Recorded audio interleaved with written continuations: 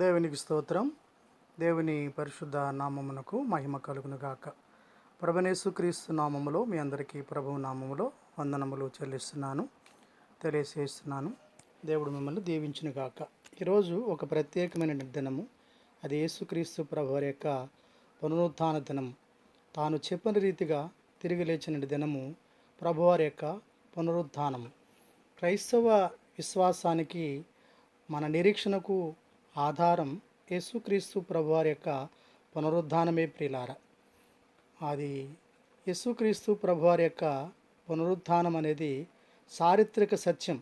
అది ఎవ్వరు కూడా కాదనడానికి అవకాశం లేదు. ఎందుకంటే ఖాళీ సమాధి ఇజ్రాయెల్ దేశంలో మనకు ప్రత్యక్షంగా కనబడుతుంది కాబట్టి.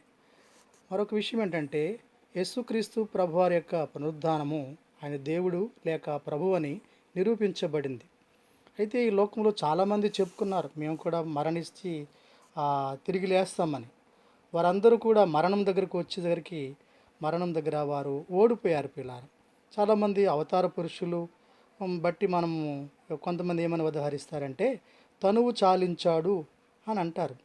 తనువు చాలించడం అంటే యేసుక్రీస్తు ప్రభువారు తనువు చాలించలేదు. ఆ తనువుని సజీవంగా తిరిగి లేపాడు. దేవునికి స్తోత్రం, హల్లెలూయా. యేసుక్రీస్తు ప్రభువారు మరి సిలువలో వేలాడిన తర్వాత, వేలాడే సమయంలో 3 గంటలు భయంకరమైన ఎండలో విలవిల్లాడారు. అయితే 3 గంటల సేపు భయంకరమైనటువంటి గాఢాంధకారంలో ఆయన దేవుని యొక్క మహానీతికి, లోక పాపములన్నీ కూడినటువంటి ఆ మహాపాపానికి గొప్ప యుద్ధం జరగగా చివరికి మరణం ఓడిపోయింది. తద్వారా అపవాదిని ప్రభువారు మరి ఓడించారు. ఆ రీతిగా మనం కూడా మరి మరణాన్ని గెలుస్తామని ప్రభువారు అక్కడ నిరూపించడం జరిగింది పిల్లారు. పాపం లేనివాడు కాబట్టి ఆయన మరణమును జయించాడు. దేవునికి మరణం అనేది ఉండదు. వాస్తవంగా నేను ప్రాణం పెట్టగలను, తిరిగి తీయగలనని యేసుక్రీస్తు ప్రభువారు ముందుగానే చెప్పడం జరిగింది పిల్లారు. చాలామంది బైబిల్ చరిత్రలో కూడా కొంతమంది చనిపోయి తిరిగి బ్రతికిన వారు మన అందరికీ తెలుసు కదా.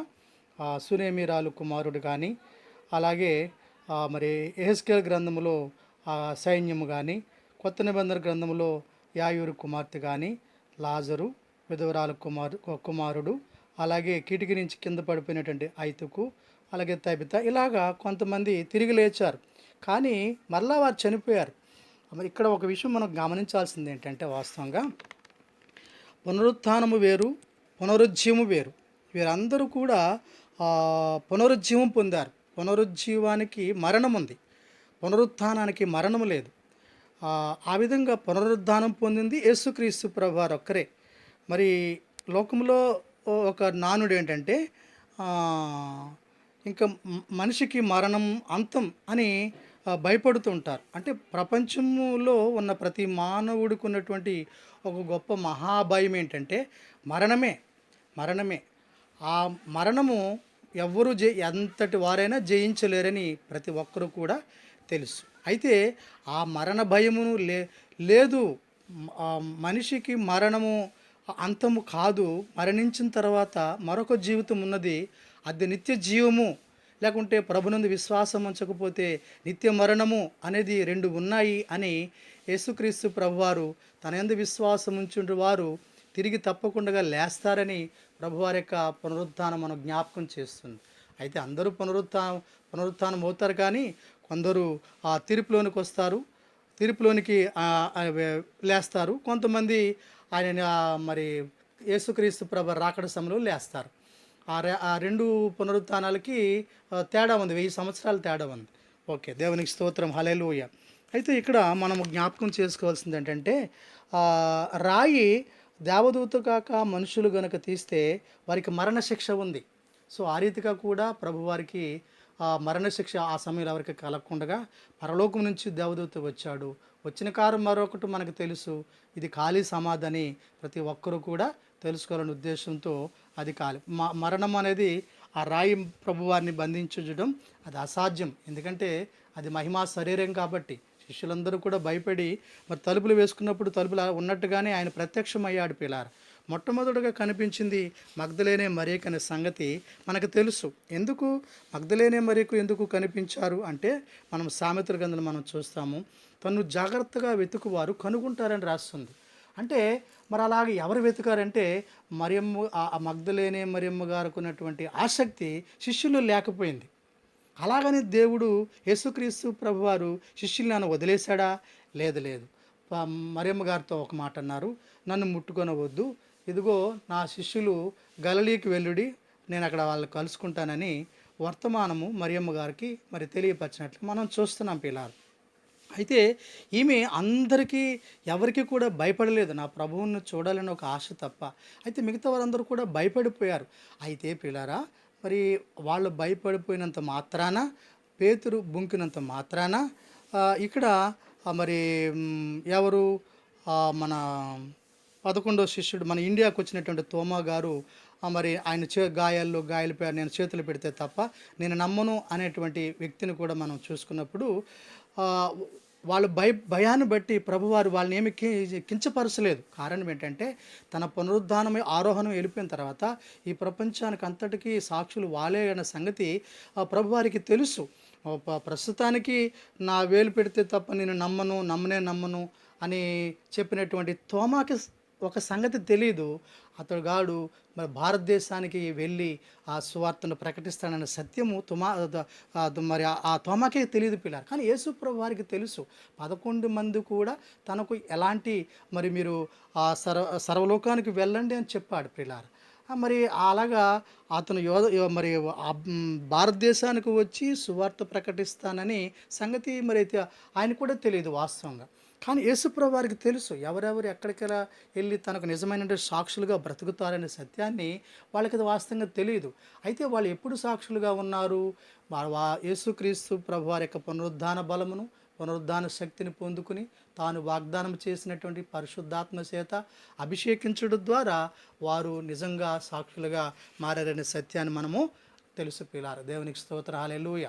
యేసుక్రీస్తు ప్రభువారు తిరిగి లేచిన తర్వాత 11 సార్లు 40 దినాలు ఈ లోకములో మరి ఆ రీతిలుగా తను తాను అగపరుచుకున్నాడు. చివరగా మరి మొదటి కొరింథీ పత్రికలో మనం చూస్తాం, 500 మంది కంటే ఎక్కువగా ఆయన కనిపించి తర్వాత ఒలీవల కొండ దగ్గర వారిని తీసుకెళ్ళి వారిని ఆశీర్వదించి వారి మీద ఊది, మీరు పరిశుద్ధాత్మను పొందుడని వారిని ఆశీర్వదించి వారిలో నుంచి ప్రత్యేకమై మరి ప్రభువారు మరి ఆరోహణం వెళ్ళిపోయాడు. మనకు తెలుసు, ఒక మేఘం వచ్చి ప్రభువారిని ఆవరించినట్లుగా మనం చూస్తున్నాం. తర్వాత అప్పుడు అయ్యో ఏంటి ఇంతకాలం మా బోధకుడు మాతోనే ఉన్నాడు, ఇప్పుడు వెళ్ళిపోయాడు, మా పరిస్థితి ఏందని భయపడుతున్న సమయంలో మరి దేవదూతలు వచ్చి, మరి మీరెందుకు భయపడుతున్నారు, ఎలాగైతే ఈయన ఆరోహణమయ్యాడో తిరిగి అలాగే అయినా రాబోతున్నాడు అని మరి చెప్పిన తర్వాత వాళ్ళకు కొంచెం ధైర్యం కలిగి వారు పాట పాడుతూ మరి వాళ్ళు యెరూషలేమునికి తిరిగి వచ్చి ఆ యొక్క మరి పెంతెకొస్తు దినం వరకు కూడా 40 దినాల నుంచి పెంతెకొస్తు దినం వరకు వారు 10 దినాలు పరిశుద్ధాత్మ శక్తి కోసం వారు ఎదురు చూసినట్లుగా ఆత్మచేత వారు అభిషేకించబడిన తర్వాత క్రీస్తుకు బలమైన సాక్షులుగా వారు ఉన్న సంగతిని మనకి తెలిసి పిల్లారు. దేవునికి స్తోత్రం, హల్లెలూయా. మరికొన్ని విషయాలు మరి పునరుద్ధాన గురించి మనం చూసినప్పుడు పిల్లారా, మరణపు ముళ్ళు విరిచింది, మరణ ప్రభుత్వం నుండి విడిపించింది మా యేసుక్రీస్తు ప్రభు వారి యొక్క మరి పునరుద్ధానమైన సత్యాన్ని మనం ఇక్కడ జ్ఞాపకం చేసుకోవాలి. మరణపు ముళ్ళు ఆయన విరిచివేశాడు, మరణ ప్రభుత్వం నుంచి ఆయన మనల్ని విడిపించాడనే సత్యాన్ని మనము జ్ఞాపకం చేసుకోవాలి. పునరుద్ధానం ఉంది అని మరి రుజుపరిచింది ఎవరు? యేసుక్రీస్తు ప్రభువారే. సరే, చాలా గొప్ప సత్యం వాస్తవంగా పిల్లారు. మనిషికి పునరుద్ధానం ఉంది అనే సత్యాన్ని రుజువుపరిచింది యేసుక్రీస్తు ప్రభువారి యొక్క పునరుద్ధానం. మరి యేసుక్రీస్తు ప్రభువారు ఈ విషయాన్ని మనకు మొదటి కొరింథీ పత్రికలో 15వ అధ్యాయంలో మనం చూస్తాం పిల్లారు. అలాగే పాత నిబంధన భక్తులను రక్షించింది కూడా యేసుక్రీస్తు ప్రభువారి యొక్క పునరుద్ధానమైన సత్యాన్ని మనం జ్ఞాపకం చేసుకోవాలి. మత్తయి సువార్త 27వ అధ్యాయము 52, 53 వచనాలు మనము అక్కడ మరి భక్తులు, పాత నిబంధన భక్తులందరూ కూడా ఆ స్థలములో వారు ఉన్నప్పుడు యేసుక్రీస్తు ప్రభు మనకు తెలుసు ఆయన భూమి యొక్క అడుగు భాగమునకు వెళ్ళి చెరను చెరగా వాళ్ళు అప్పటి వరకు చెరలో ఉన్నారు. తర్వాత వాళ్ళు పరదేశుకు షిఫ్ట్ అయ్యి వెళ్ళారు పిల్లారు. సో కాబట్టి వాళ్ళందరినీ కూడా పాత నిబంధన భక్తులందరినీ కూడా ఆయన రక్షించినట్లుగా మనము చూస్తున్నాం యేసుక్రీస్తు ప్రభు వారి యొక్క మరణ పునరుద్ధానముల ద్వారా. అలాగే మనుష్య కుమారుడిగా మరణించి దేవుని కుమారుడిగా బ్రతికి ఆయన నిరూపించుకున్నాడు. దేవునికి స్తోత్ర హల్లెలూయ. చూస్తారు పిల్లారా, మనుష్య కుమారుడిగా ఆయన మరణించి దేవుని కుమారుడిగా బ్రతికి ఆయన నిరూపించుకున్నాడు. దేవునికి స్తోత్రం. ఈ విషయాన్ని రోమిలో రాసిన పత్రికలో మనం చూస్తాం.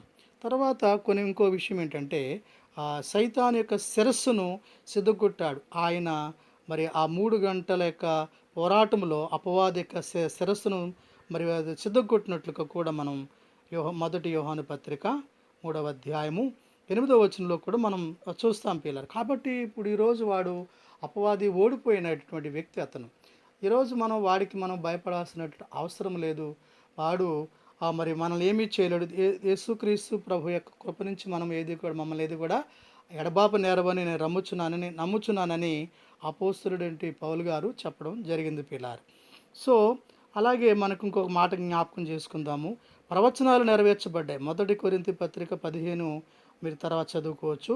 మనకి తెలుసు, అయినప్పటికీ కూడా దీనికి వాక్యాధారం ఏంటంటే మొదటి కొరింథీ పత్రిక 15వ అధ్యాయము 3, 4 వచనాల్లో ప్రవచనాలు నెరవేర్చబడ్డాయి. అది యేసుక్రీస్తు ప్రభు వారి యొక్క పునరుద్ధానంలో పిల్లారు. అలాగే మరి యేసుక్రీస్తు ప్రభువారు భూమి యొక్క అడుగు భాగానికి వెళ్ళిన తర్వాత వాళ్ళందరినీ కూడా పరలోకానికి తీసుకెళ్ళిపోయారు. ఈవెన్ మరి పశ్చాత్తాపడినటువంటి దొంగతో కలిసి కూడా అక్కడ ఒక పరదేశును యేసుక్రీస్తు ప్రభువారు సిద్ధపరిచారు. ఆ పరదేశంలో ఇప్పుడున్నవారు మరి ఇప్పుడు ప్రజెంట్ ప్లేస్లో ఉన్నటువంటి ఎవరైనా ప్రభుని నిద్రిస్తే వీరందరూ కూడా వారితో కలిసి మౌన స్థితిలోనికి వెళ్ళిపోతారు. ఆ పరదేశుని దేవుడు యేసుక్రీస్తు ప్రభువారు సిద్ధపరిచినట్లుగా మనం చూస్తున్నాం పిల్లారు. ఇది ఆ కీర్తన గ్రంథం 68:18లో కూడా మనము చూస్తాం. తర్వాత పునరుద్ధానం యొక్క ఫలితం ఏంటంటే సంఘ స్థాపన జరిగింది. దేవునికి స్తోత్రం హల్లెలూయా. చూసారా, యేసుక్రీస్తు ప్రభువారు తిరిగి లేవకుండగా వీళ్ళ సంఘ స్థాపన జరగలేదు. ఆయన తిరిగి లేచి అనేకులకు కనబడి వాగ్దానం ఇచ్చి ఆయన ఎప్పుడైతే పరలోకానికి ఆరోహణమై ఇదిగో నేను మీ వద్దకు నేను ఆదరణకర్తను పంపిస్తానని వాగ్దానం చేసి ఆయన పరలోకానికి వెళ్ళారు. వెళ్ళిన తర్వాత తాను వాగ్దానం చేసిన ప్రకారంగా పరిశుద్ధాత్మను ఈ లోకానికి పంపించడం, మరి ఆది సంఘం ఏర్పడడం, ఇవన్నీ కూడా మనకు తెలిసి పిల్లారు. అంటే పునరుద్ధానం యొక్క ఫలితాలు వాస్తవంగా పిల్ల ఇవన్నీ కూడా. సో సంఘ స్థాపన పునరుద్ధాన శక్తి ద్వారా ఏర్పడిందనే విషయాన్ని మనం జ్ఞాపకం పెట్టుకోవాలి. రెండోది ఏంటంటే ప్రభువారు తిరిగి లేచిన తర్వాత ఆరోహణం అయిపోయాడు. ఎప్పుడైతే ఆరోహణం అయిపోయాడో మనకి ఒక క్లియర్ కట్గా ఒక డౌట్ క్లియర్ అయిపోయింది. పరలోకం ఉన్నది. ప్రభువు అక్కడి నుంచి వచ్చాడు. మా కళ్ళెదుడుగానే ఆయన మరి పరలోకానికి వెళ్ళిపోయి ఆరోహణం అయిపోయాడు. కాబట్టి పరలోకము ఉంది అనే ఒక నిశ్చయతకు మనము యేసుక్రీస్తు ప్రభు వారి యొక్క పునరుద్ధానము మనకు నిరూపించబడింది పిల్లార. అలాగే మనం మరి 10వది మనం చూసినప్పుడు ఆ పరిశుద్ధాత్మను యేసుక్రీస్తు ప్రభువారు తాను వాగ్దానం చేసిన రీతిగా పంపించడం జరిగింది. ప్రభువారు ఆరోహణం కాకమునుపు పరిశుద్ధాత్మ దేవుడు ఈ భూలోకానికి ఆయన రాలేదు పిల్లారు. సో ఎప్పుడైతే ఆరోహణం వెళ్ళిపోయారో మరలా పరిశుద్ధాత్మ దేవుడి లోకానికి రావడం జరిగింది. సంఘం కట్టబడుతూ ఉన్నది. ఎప్పుడైతే మరలా యేసుక్రీస్తు ప్రభువారు రెండవ రాకడలో తను చెప్పిన రీతిగా వస్తారో అప్పుడు పరిశుద్ధాత్మ దేవుడు కట్టబడిన సంఘాన్ని మరి వరుడైనటువంటి క్రీస్తుకి అప్పగించడం ద్వారా మరి మనము ప్రభువునందు విశ్వాసం ఉంచిన వారందరూ కూడా మరి మనము మార్పు చెందుతాం. మనకు తెలుసు కదా, మొదటి తెస్సలోని రాష్ట్రంలో మన పత్రికలు మనం చూస్తాం మార్పు చెందుతామనే విషయాన్ని కూడా మనము నిరీక్షణ గలవారు ఉండమని కూడా దేవుని వాక్యం మనకు బోధిస్తుంది.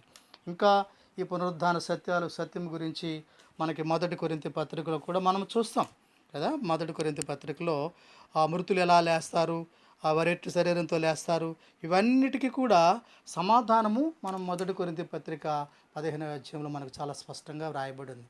ఏదేమైనప్పటికీ యేసుక్రీస్తు ప్రభువారు తిరిగి లేడు ద్వారా మనకు ఆ పరలోక భాగ్యాన్ని, అల్పులు అయోగ్యులైన మనలను ఆయన తిరిగి లేపగలడు అనేటటువంటి గొప్ప నిరీక్షణతో ఈరోజు మనం బ్రతుకుతున్నాం. ప్రతి క్రైస్తవుడికి ఏముందంటే నిరీక్షణ. ఆ నిరీక్షణ ఏంటంటే యేసుక్రీస్తు ప్రభువారి యొక్క పునరుద్ధానం. యేసుక్రీస్తు ప్రభువారు మన కొరకు సిద్ధపరుస్తున్నటువంటి పరిశుద్ధ స్థలాలు.